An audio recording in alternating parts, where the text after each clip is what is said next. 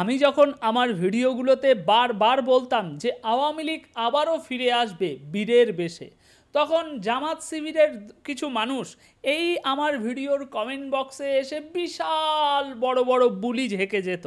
আর বুদ্ধিজীবীরা নানা রকম বুদ্ধি দিত, সম্ভবই না। কিন্তু আজ তাদের সেই দিবা স্বপ্ন একেবারে ভেঙে তছনছ হয়ে যাচ্ছে, একের পর এক তছনছ হয়ে যাচ্ছে। আজ আমার প্রত্যেকটা কথা অক্ষরে অক্ষরে জামাত শিবির এসো মিলিয়ে নাও। তোমরা আমার ভিডিওর কমেন্ট বক্সে আমার গোষ্ঠী শুদ্ধ উদ্ধার করে দিতে না, আমাদের মাথায় গোবর ভরা রয়েছে। তোমরা একেবারে পাকিস্তানের দালালেরা একেবারে বুদ্ধিতে বিশ্বসেরা, আওয়ামী লীগের বাপের ক্ষমতা নেই ফিরে আসার, আওয়ামী লীগের একদম পুরো মানে শেকড় বাকড় সব তুলে নিয়ে এসেছো তোমরা, তোমরা এতটাই পাওয়ারফুল। আজ এসো এসো এসো। বলে না সত্যের জয় চিরকাল, কিন্তু একটু ধীরে হয়। আওয়ামী লীগ আবারও ফিরতে শুরু করেছে। হ্যাঁ, এক্ষুনি তোমাদেরকে উৎখাত করা সম্ভব নয়, তোমাদের ইউনূস সরকারকে একটু সময় লাগবে, কিন্তু আওয়ামী লীগই আবার দেশের শাসনে ফিরে আসবে। এটা কোষ্ঠী পাথরে লিখে দিলেও সেটাতে আমার কোনো রকম কোনো মানে মিথ্যে প্রমাণিত হব না, আমি সত্যিই প্রমাণিত হব।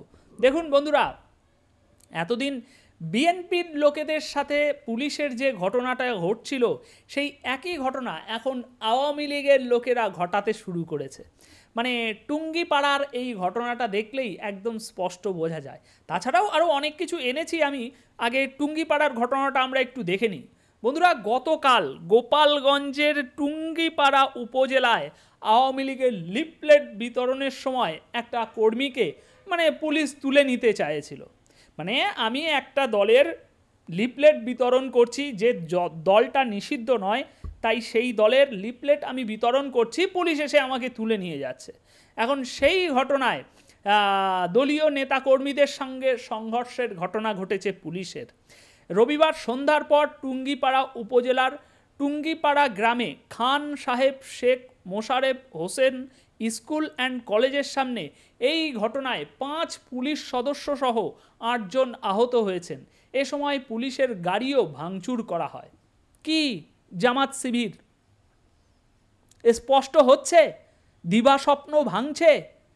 আওয়ামী লীগকে তোমরা একেবারে পুরো মানে এ মানে ভাষা খারাপ হয়ে যাবে, সেই জন্য একটু কন্ট্রোল করছি। মানে একটা যাই তাই একটা কিছু ভেবেছিলে না তোমরা জামাত শিবির, তোমাদের ইউনূস বাবা এসে গিয়েছে মানে ও আওয়ামী লীগের তো তুড়ি মেরে উড়িয়ে দেব।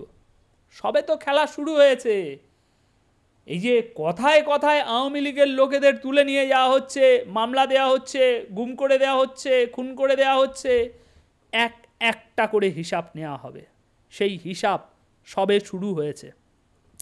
পাল্টাপাল্টি ধাওয়া চলাকালে আওয়ামী লীগের নেতাকর্মীরা জয় বাংলা স্লোগান দিয়ে পুলিশ সদস্যকে ঘেরাও করে রাখেন। বাহ!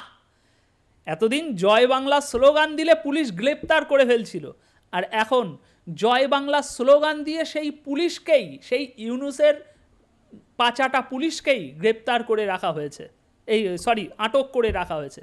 খবর পেয়ে উপজেলা নির্বাহী কর্মকর্তা নেতাকর্মীদের শান্ত করে ওই পুলিশ সদস্যকে সারিয়ে নিয়ে যান।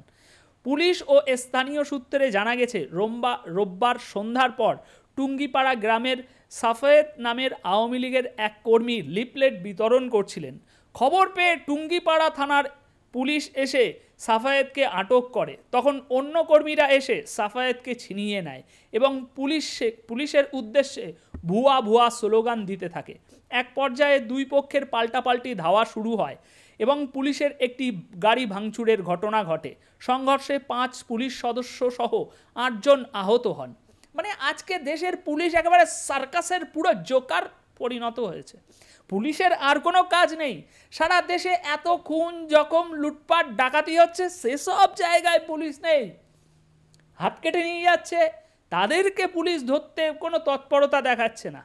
আওয়ামী লীগের একজন কর্মী টুঙ্গিপাড়ায় লিফলেট বিতরণ করছে, খবর পেয়ে পুলিশ সোজা সেখানে চলে গিয়েছে। না এবার ঠেলা। এটা গোপালগঞ্জ টুঙ্গিপাড়া বলে এতটা হয়েছে, অন্য জায়গায় হলে এতটা সম্ভব নয়, কিন্তু এই গোপালগঞ্জ থেকেই পুরো একেবারে ছড়িয়ে পড়বে। আচ্ছা, এখানে আর একটা খবর দেখুন, এটা গোপালগঞ্জ নয়, এটা হচ্ছে পাবনার খবর। মানে এতদিন বিএনপির লোকেদের ধরতে নিয়ে গেলে ওই ছাত্রদল এসে একেবারে ছিনিয়ে নিচ্ছিল, সেই একই ঘটনা ঘটছে দেখুন। পাবনার সুজানগড় উপজেলায় পুলিশের গাড়ি থামিয়ে বিস্ফোরক মামলায় আওয়ামী লীগের এক নেতাকে ছিনিয়ে নেওয়ার ঘটনা ঘটেছে গতকাল রবিবারেই। মানে যখন তখন যাকে তাকে তো যে কোনো কিছু মামলাতে ফাঁসিয়ে দেওয়া হচ্ছে। সুতরাং ওরকম একটা মামলায় এই আওয়ামী লীগের এই নেতাকে ফাঁসানো হয়েছিল, ফাঁসিয়ে তাকে তুলে নিয়ে যাওয়া হচ্ছিল, গ্রামের লোকজন এসে একেবারে সিনেম্যাটিক স্টাইলে তাকে ছিনিয়ে নিয়েছে। ঘটনাটা দেখুন, কথা মিলেই যাবে সিনেম্যাটিক কিনা। স্থানীয়রা জানাচ্ছেন আসরের নামাজ আদায় করে মসজিদ থেকে বের হচ্ছিলেন ওই নেতা। এই সময় পুলিশ এসে তাকে গ্রেপ্তার করে। মুহূর্তেই তার গ্রেপ্তারের খবর ছড়িয়ে পড়ে মথুরাপুর, নারায়ণপুর, ভবানীপুর, বলরামপুর সহ কয়েকটি গ্রামের কয়েকশো লোক জড়ো হয়ে পুলিশের গাড়ি থামিয়ে তাকে ছিনিয়ে নেন ওই নেতাকে। এই ঘটনার পর ওই এলাকায় আতঙ্ক ছড়িয়ে পড়েছে। সুতরাং জামাত শিবির, তোমরা বলছিলে না দেশের মানুষ আওয়ামী লীগকে একদম পছন্দ করে না, আওয়ামী লীগের কোনো সমর্থক নেই দেশে, আওয়ামী লীগ শুধু স্বৈরাচার।